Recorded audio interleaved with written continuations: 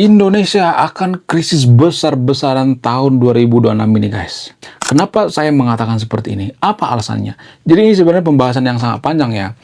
Jadi saya mulai dengan lingkungan kita. Jadi kalau Anda jeli, kalau Anda perhatikan, kalau misalnya Anda beli makanan keluar gitu ya, jajan keluar ya, buka puasa dan sebagainya. Kalau Anda perhatikan, maka yang jualan itu banyak banget.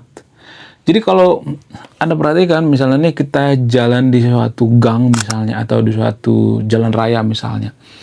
Kalau Anda jeli, yang jualan di sana itu lebih banyak daripada orang beli gitu. Jalanan itu macet, karena apa? Karena orang jualan gitu, bukan karena banyaknya orang beli gitu. Orang yang beli nggak seberapa gitu. Bahkan ya, kalau kita jeli, antar sesama mereka lah yang saling beli gitu ya, barter.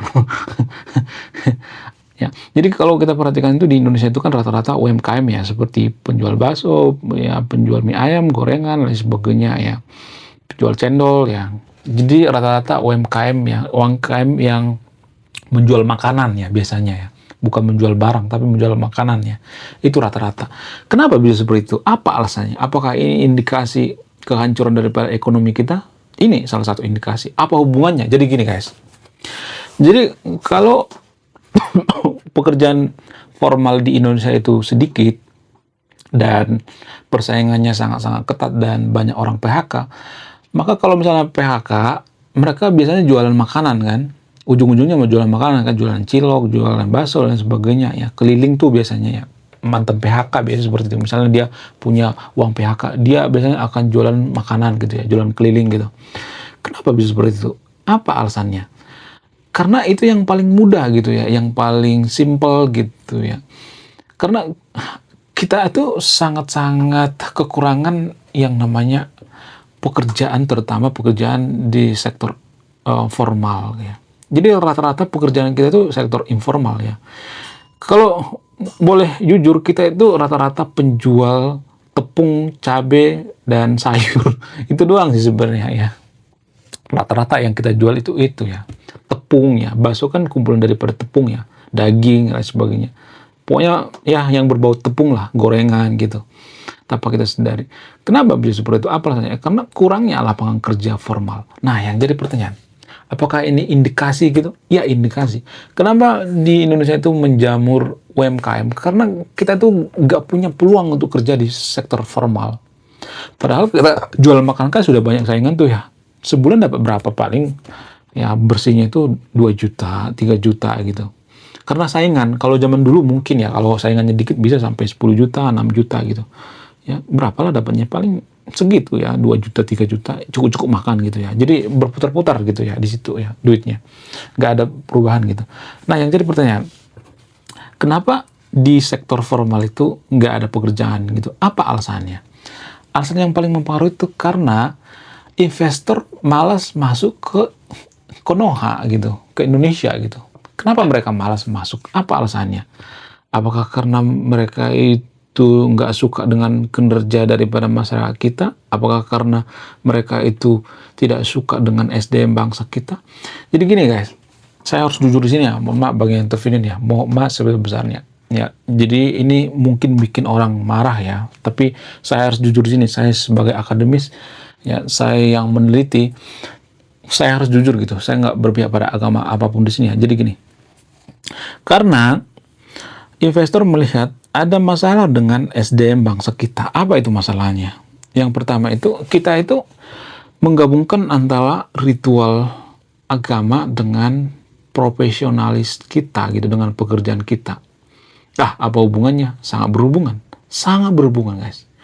Jadi kalau kita dalam bekerja itu nggak profesional ya, menggabungkan ya agama dengan pekerjaan kita, ritual-ritual agama, melakukan ritual-ritual agama ya. Ya misalnya ada yang mengatakan, oh cuman 5 menit doang. Ya 5 menit kali berapa kali gitu ya. Padahal pada faktanya kalau saya perhatikan di lapangan itu, ya saya juga pernah kerja di pabrik guys. Ya cuman di mulut doang 5 menit. Ya ujung-ujungnya 20 menit, setengah jam gitu. Belum lagi nanti ngerokok ya, belum lagi istirahat dan sebagainya. Sehingga para investor malas gitu masuk ke Indonesia. Karena apa? Karena mereka ngelihat tenaga kerja kita itu nggak bisa membedakan mana profesionalis gitu, mana ritual ibadah, nggak bisa gitu. Ya, ini jarang diungkap guys ya. Jarang diungkap, dimanapun jarang diungkap, karena ini sensitif gitu. Tapi saya harus bongkar di sini, karena kasihan saya dengan negara kita ini ya. Jadi mudah-mudahan ada perubahan gitu. Susah gitu. Untuk apa? Untuk memberikan lowongan kerja bagi masyarakat yang tidak bisa membedakan mana ritual ibadah dengan profesionalis gitu. Nggak bisa, susah banget ya. Kemudian selain itu apalagi, pemerintah kita itu selalu menggunakan kalimat insya Allah gitu ya. Insya Allah nanti saya akan buka lapangan kerja 19 juta ya. Insya Allah saya akan membunuh para koruptor. Ini namanya insya Allah kan, asal kehendak daripada Tuhan gitu. Kalau Tuhan nggak berkehendak gimana, masa dipaksa gitu. Sehingga para pejabatnya nggak bersungguh-sungguh membuka lapangan kerja gitu. Ya kan? Kalau dia mengatakan, kalau saya dikasih mandat, insya Allah saya akan mengejar para koruptor, namanya insya Allah, ya kan? Ya, jadi jangan terlalu percaya dengan insya Allah. Bukan berarti saya mengatakan kalimat insya Allah itu nggak boleh digunakan. Boleh digunakan, tapi untuk seorang pejabat nggak boleh seperti itu kan? Karena apa? Karena masyarakat itu butuh kepastian. Jadi kalau dikit-dikit insya Allah, ya, kita nggak bisa menuntut kalimat insya Allah. Nggak bisa, guys. Kenapa saya mengatakan seperti itu? Kalau kita dikit-dikit insya Allah gitu ya, kita tuntut sama pejabatnya gitu, misalnya pejabatnya ngomong, insya Allah saya akan buka lapangan kerja 19 juta. Nggak bisa dituntut, karena apa? Karena ya dulu juga kan gua ngomong insya Allah kan ya atas kehendak Tuhan. Ya kalau Tuhan nggak berkehendak gimana, masa dituntut? Jadi kita nggak bisa nuntut gitu. Ya itu faktornya guys, tanpa kita sadari. Jarang dibongkar nih guys ya. Dan mungkin yang nonton video pasti marah gitu ya, tapi sadarilah gitu, apa yang saya katakan ini ada benarnya juga gitu. Kalau kita bandingkan dengan negara lain misalnya seperti China ya, jadi investor tuh lebih memilih India, memilih China, memilih Vietnam. Kenapa? Harusnya kan kita bertanya selama ini kenapa, apa alasannya. Harusnya kita introspeksi diri, apa yang salah dengan SDM bangsa kita. Yaitu kita tidak bisa membedakan mana pekerjaan dengan profesionalitas ya. Kemudian selain itu, kita tuh bukan bangsa yang jujur gitu. Kita suka berbohong. Ya, bahkan saya ngomong seperti ini ya, sudah ngomong belak-belakan, kita selalu membohongi diri kita sendiri bahwa oh kamu tuh sesat, kamu tuh ini anti agama, oh kamu PKI, kamu keturunan Den Aidit. Padahal Den Aidit itu hafal Quran guys. Den Aidit itu lulusan pesantren. Cek data kalau nggak percaya. Jadi tanpa kita sadari, kita itu selalu membohongi diri kita sendiri, nggak pernah jujur gitu.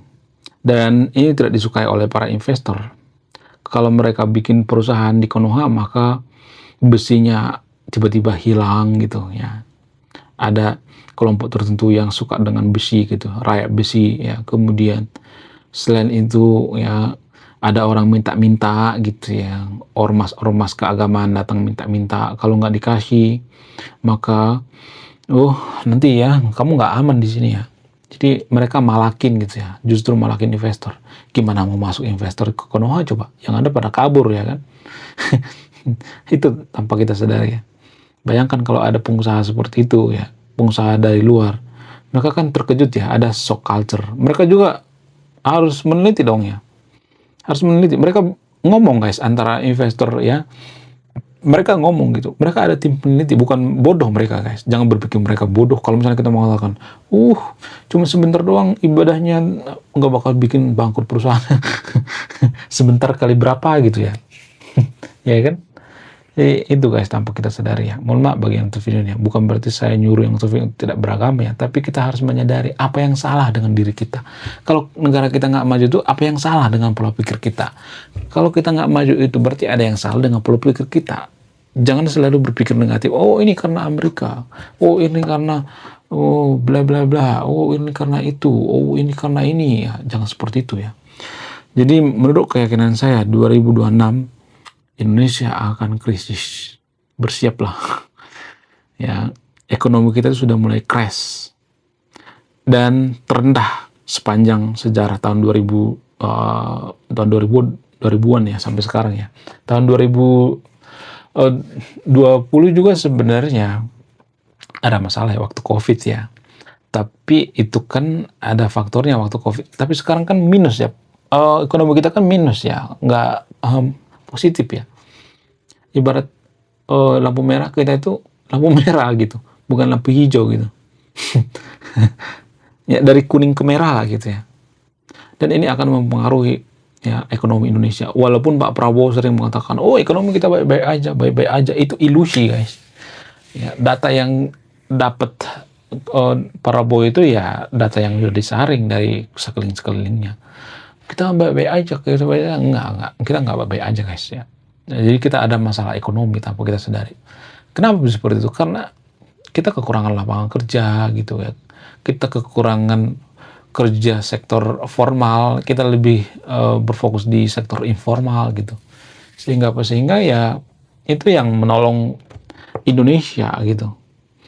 Ya, walaupun banyak orang yang mengatakan, oh itu sebenarnya yang bikin Indonesia kita tuh sampai sekarang masih bertahan ya. Kalau UMKM terus, yang ada apa? Yang ada kita makin itu ya, makin kusruk ya kan. Jangan berharap UMKM dong ya. Negara yang maju itu ya nggak berharap UMKM, mereka berharap apa? Berharap kerja formal. Ya, kalau kita bekerja formal itu ya kita butuh tenaga kerja yang sangat-sangat luar biasa, profesional.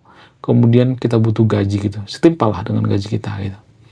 Ya, menurut kalian gimana? Coba tulis kolom komentar ya. Bukan berarti saya mengatakan kalau kita besok jadi negara sekuler. Ini kan namanya sekuler ya, memisahkan antara pekerjaan dengan ritual ibadah gitu. Ini namanya sekuler ya, memisahkan. Dan para pemuka agama di Konoha itu sangat tidak suka dengan yang namanya sekularisme tanpa kita sadari. Oke, sekian videonya. Terima kasih sudah memahami. Saya kaum warga bijaksana bijak sini. Salam rasional.